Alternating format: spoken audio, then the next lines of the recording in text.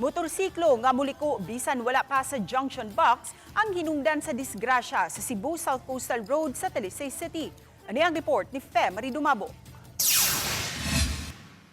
Matag adlaw di muubo sa tulo ka disgrasya sa daan ang matala sa City of Talisay Traffic Operations and Development Authority kon City Toda ug sagad naglambigit nini mga motorsiklo.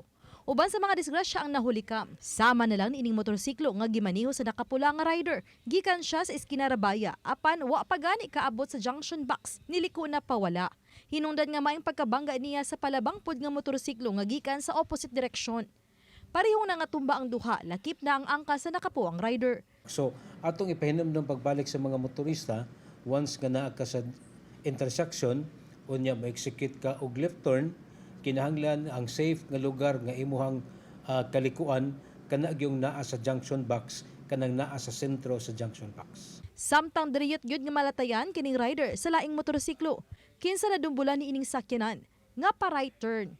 Sa kuha sa CCTV sa Command Center, makita nga nag-una kining sakyanan sa motorsiklo. Sunod siya ni ining tricycle. Ang motorsiklo nga naa pa sa likod nga bahin sa sakyanan padayong nagdagan hangtod nga nagkatungod sila sa sakyanan. Diha na sa duol sa corner sa eskina. Sa dihang pa-righter na ang sakyanan, wa matod pa nabantayan ni ini ang motorsiklo. Hinungdan nga nadumbulan og natumba ang motor ug ang angkas ni ini. Hapit malatay ang rider. May na lang nga minor injuries lang og damage sa motorsiklo ang naangkon. Na-execute og right turn kining maong sakyanan, kining panel, pero wa makabantay ang driver sa maong motor kay diha siya nahimutang ang motor sa blind spot sa driver. So mao to nga pag right turn niya, diha siyang kilid ang maong motor iyang nasaghiran hangtod nga natumba. Parehong nagkahusay ang mga nalambigit sa duha ka managlahing disgrasya. Oban ni Cleofer Lumayag, Fe Maridumabo.